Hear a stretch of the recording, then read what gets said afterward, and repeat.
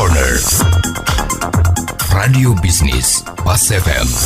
Halo mitra bisnis, kembali inilah Tax Corner. Nina Amelia bersama Anda dan menjawab pertanyaan dari Pak Hendy di Jakarta yang sudah dikirim ke redaksi pasfm.com. Pak Agus, kami ingin menanyakan kepada Bapak beberapa hal terkait dengan dividen kepada pemegang saham perusahaan kami. Antara lain, apakah ada aturan mengenai berapa banyak dividen yang bisa dibagikan dari retained earning perusahaan PMA yang berbentuk PT? Apakah bisa dari semua retained earning ataukah ada persentase yang diperbolehkan? Pertanyaan selanjutnya adalah untuk pembagian dividen kepada pihak pemegang saham dari WNA negara China, berapa pajak yang harus kami potong? Dan apabila dividen yang diterima WNA diinvestasikan di Indonesia, apakah juga bebas pajak? Pak Hendy di Jakarta, pertanyaan Anda akan dijawab oleh Bapak Agus Susanto-Lihin, Tax Partner dari ATS Consulting. Jadi pada dasarnya ya Pak Hendy ya, dividen ini adalah bagian dari laba atau keuntungan bersih perusahaan yang dibagikan kepada pemegang saham sebagai bentuk imbalan atas investasi yang memang dilakukan oleh si pemilik saham di perusahaan itu. Nah, yang mana atas pembagian dividen ini ya tentunya ditetapkan dalam rapat umum pemegang saham ya dan mendapatkan persetujuan dari direksi dan komisaris. Nah, terkait atas pencadangannya, jadi intinya di Undang-Undang Perseroan Terbatas kita itu mengatur mengenai adanya cadangannya, penyisihan untuk cadangan ya. Jadi kalau kita lihat di Undang-Undang 40 2007 ya, di situ dijelaskan bahwa perseroan terbatas itu wajib menyisihkan jumlah tertentu dari laba bersih setiap tahun buku untuk cadangan. Ya. Nah, kewajiban penyisihan untuk cadangan ini itu berlaku apabila ya perseroan terbatas memiliki saldo laba yang positif. Nah, sehingga laba bersih dalam perseroan terbatas ini dalam tahun buku berjalan telah menutup akumulasi kerugian ya dari tahun buku sebelumnya. Nah, dan juga untuk penyisihan laba bersih itu dilakukan ya sampai dengan cadangan mencapai paling sedikit ya itu 20% dari jumlah modal yang ditempatkan atau disetor. Ya, jadi kalau kita lihat di undang-undang PT ya, undang-undang perseroan terbatas ya, harus ada penyisihan laba bersih ya paling sedikit adalah 20% dari jumlah modal yang disetor tersebut.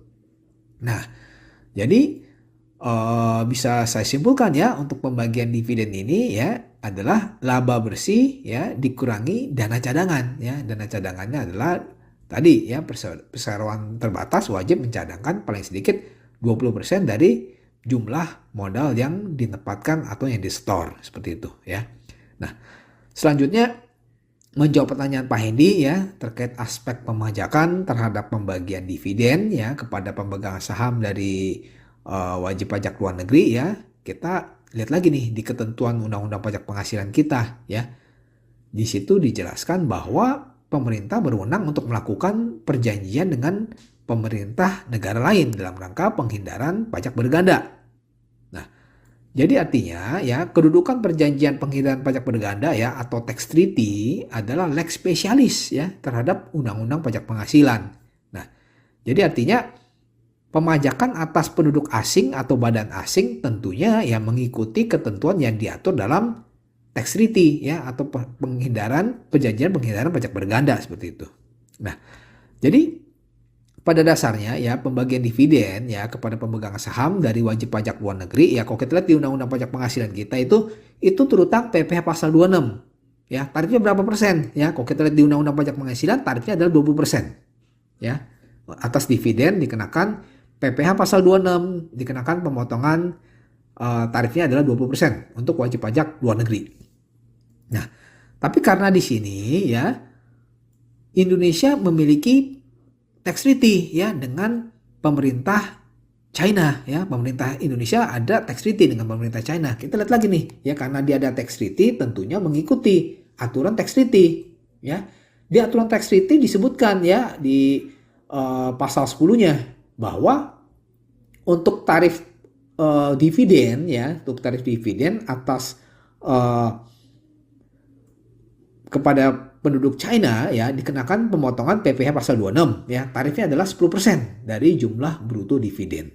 Nah, tetapi untuk bisa dikenakan tarif sesuai dengan tax treaty ya, si wajib pajak luar negeri itu ya, si warga negara asing China itu wajib memiliki dokumen namanya dokumen Form DGT ya. Dia mesti mengisi Form DGT ini ya sebagai bukti bahwa memang dia sebagai wajib pajak asal negara China seperti itu ya. Dia mesti mengisi Form DGT-nya. Nah, kita lihat di template-nya itu bisa dilihat di peraturan Dirjen Pajak nomor 25 tahun 2018. Nah, pertanyaannya, misalkan kalau tidak mengisi form DJT bagaimana? Nah, kalau tidak ada form DJT ya balik lagi ya ke Undang-Undang Pajak Penghasilan, dikenakan tarifnya adalah tarif 20% dari jumlah bruto dividen seperti itu. Ya, jadi kalau ingin kena tarif yang sesuai tax treaty ya lebih kecil ya, tarifnya 10%, tetap mesti mengisi form DJT ya. Nah, terus pertanyaan Pak Hendy selanjutnya ya, Bapak menanyakan, nah ini gimana nih kalau ada dividen yang diterima oleh wajib pajak luar negeri itu, dia menginvestasikan di Indonesia, apakah dividen itu dibebaskan ke pajaknya? Ya karena begini, memang ketentuan di Undang-Undang Pajak Penghasilan ya, di Undang-Undang Harmonisasi Peraturan Perpajakan ya, Undang-Undang HPP, dan juga aturan selanjutnya diatur di Peraturan Pemerintah nomor 55 tahun 2022 ya, di situ disebutkan bahwa untuk dividen yang dikecualikan dari objek pajak itu adalah dividen yang berasal dari dalam negeri maupun dari luar negeri yang diterima oleh wajib pajak orang pribadi dalam negeri dan wajib pajak badan dalam negeri. Nah, dan juga sepanjang dia diinvestasikan ke wilayah Negara Kesatuan Republik Indonesia dalam jangka waktu tertentu. Nah, artinya ya, yang mendapatkan fasilitas ini adalah hanya wajib pajak orang pribadi ya dalam negeri. Ya, sehingga untuk wajib pajak luar negeri itu tetap dikenakan pemotongan pajak penghasilan walaupun dia menginvestasikan ke Indonesia. Oke, demikian. Saya Agus Susanto Lihin. Semoga bermanfaat untuk Pak Hendy dan pendengar Pas FM. Demikian Agus Susanto Lihin, Tax Partner ATS Consulting dalam Tax Corner Radio Bisnis Pas FM. Jika Anda memiliki pertanyaan seputar pajak, email ke redaksi@pasfm.com.